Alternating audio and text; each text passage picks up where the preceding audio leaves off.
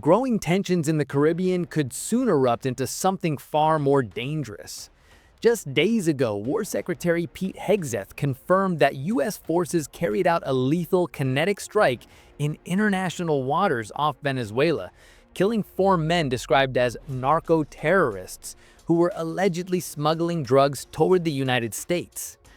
It's now the 4th deadly strike under the Trump administration's new campaign in the U.S. Southern Command region.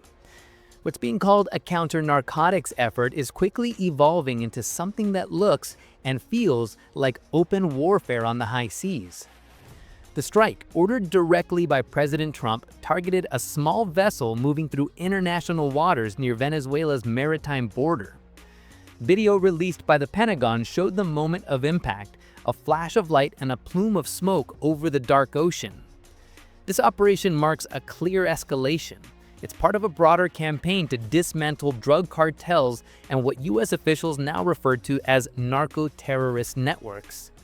But while Washington calls it law enforcement, critics argue it's crossing into military confrontation, raising serious legal and regional tensions. And for Venezuela, it's another warning shot, because those waters and that coastline are about to become the flashpoint between U.S. stealth jets and Venezuela's complex mix of Russian-made air defenses. With every new U.S. strike, the possibility of a direct confrontation grows stronger. If this shadow war continues to expand, it's only a matter of time before U.S. combat aircraft face off against Venezuela's own air defense systems, a patchwork of Soviet-era hardware mixed with modern Russian technology that can still make any pilot's life miserable. So we're breaking down the status of Venezuela's air defense network, the systems now mobilizing across the country, and what a real US-Venezuela air confrontation might actually look like. The situation in the Caribbean is evolving fast. What began as counter-narcotics operations has now expanded into something resembling an undeclared armed conflict. Marine Corps F-35Bs have been forward deployed to Puerto Rico's former Roosevelt Roads Naval Station, just 800 miles from Venezuela's northern coast. Those 5th-generation stealth jets are now flying patrols in the region, and open-source trackers have already picked up sorties operating just off Venezuelan airspace. Venezuela's defense minister, Vladimir Padriño Lopez, has publicly claimed his forces tracked American F-35s inside the Maiqueta flight information region.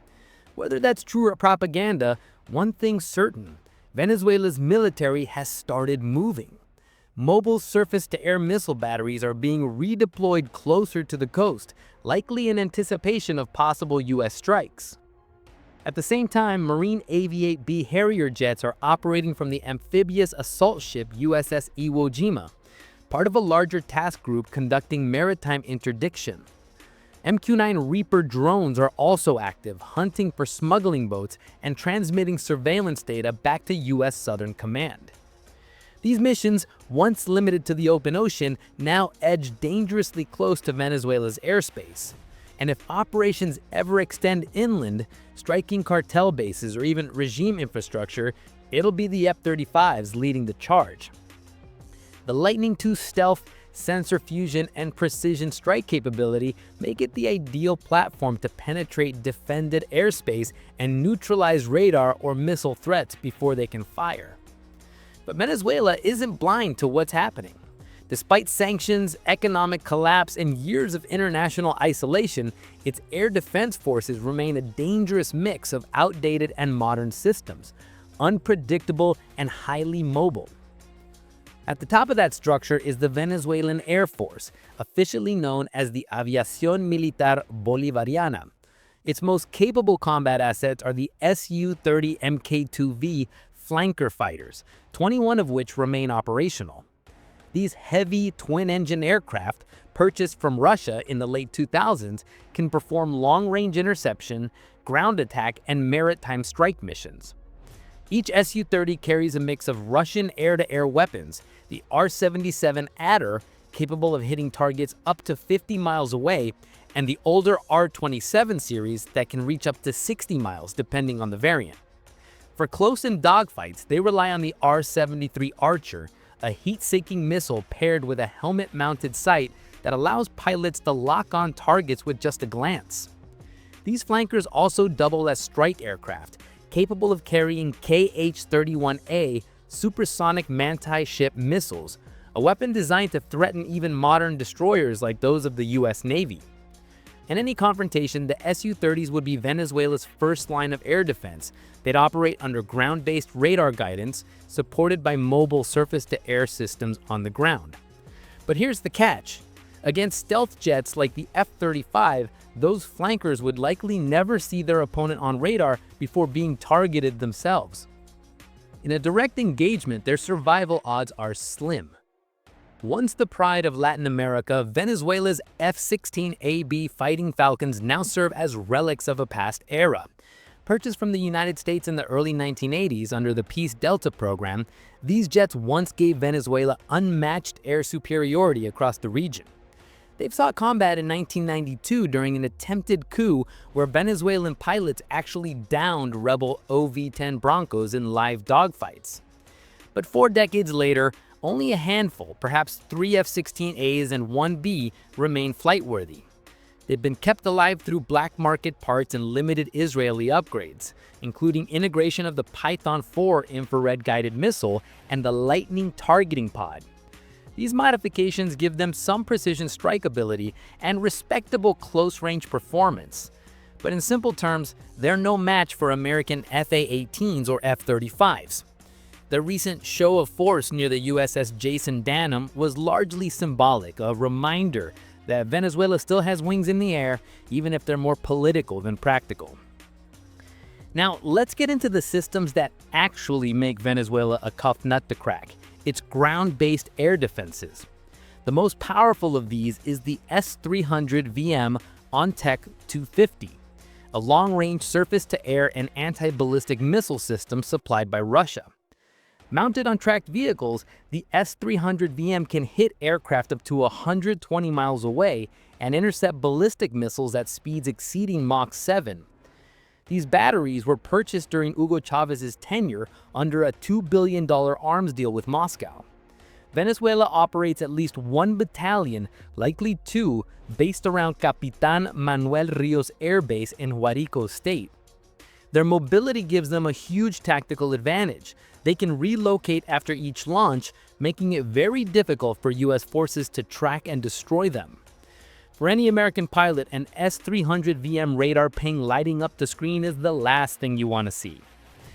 Below the S-300 layer is the Buk-M2, a highly mobile medium-range system mounted on 6x6 vehicles. It can engage targets up to 80,000 feet and is designed for quick reaction against cruise missiles or low-flying aircraft. Venezuela operates a dozen of these shared between the Army and Navy.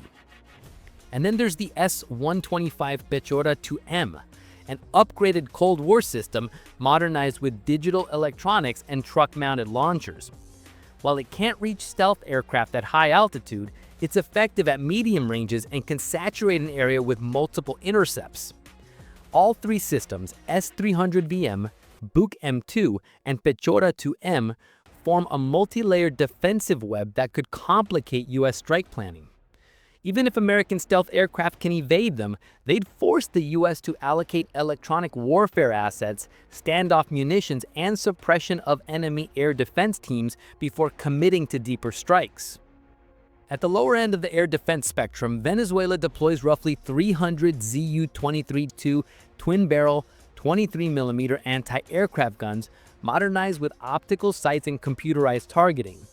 These systems may seem old, but they're lethal against helicopters, drones, and low-flying aircraft. Even more concerning are the man-pads, shoulder-launched systems like the Igla-S and RBS-70. The Igla-S, one of Russia's most advanced man-portable missiles, can hit targets up to 20,000 feet and is highly resistant to flares. Venezuela reportedly has around 5,000 Igla-S units, an enormous number that could create no-fly zones for low-altitude missions. And the RBS-70, a Swedish laser-guided system, has already seen combat in Venezuela, shooting down a rebel OV-10 Bronco during the 1992 coup. These short-range weapons would pose a serious threat to US helicopters, tilt rotors, and drones in any invasion or hostage rescue scenario. The Venezuelan Navy's contribution is limited but not irrelevant. Its lone operational Mariscal Sucre-class frigate, Almirante Brion, is equipped with Sea Sparrow and Aspidi surface-to-air missiles, offering point defense capability against low-altitude threats. Although aging, these naval platforms, when networked with land-based Buk and Igla systems, extend Venezuela's coastal air defense zone several miles offshore, complicating potential amphibious operations or carrier-based strikes. So what does all of this mean strategically? Venezuela's air defenses are a strange mix. A few highly capable systems surrounded by layers of older or improvised ones. But they share one critical trait: mobility. Most of the country's SAM batteries are road mobile and can relocate rapidly across terrain, making them unpredictable and hard to neutralize. For the United States, that means any strike would require extensive pre-mission surveillance, jamming support, and stealth aircraft.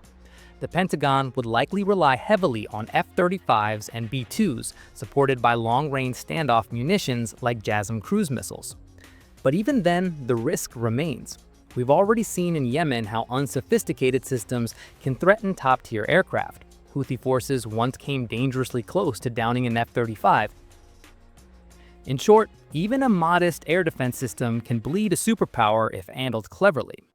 Venezuela doesn't need to win the air war. It just needs to make it too costly for Washington to escalate further. For now, the skies over the Caribbean remain tense but quiet. The United States continues its narco-terror interdiction campaign, while Venezuela scrambles radar systems and deploys mobile launchers across the interior. Both sides claim they're acting defensively, but the line between defense and provocation is getting thinner by the day. One wrong radar lock, one misread signal, or one unlucky strike could ignite the first major U.S. air engagement in the Western Hemisphere in over a generation. And if that happens, it won't just be about narcotics or smuggling, it'll be about control, influence, and deterrence in America's own backyard. As of tonight, the stage is set. The U.S. has the stealth, Venezuela has the reach, and the Caribbean, once a calm trade route, is quietly becoming the next chessboard of great power competition. This is the new face of conflict in the Americas, one fought in shadows, at sea, and in the skies just beyond radar range.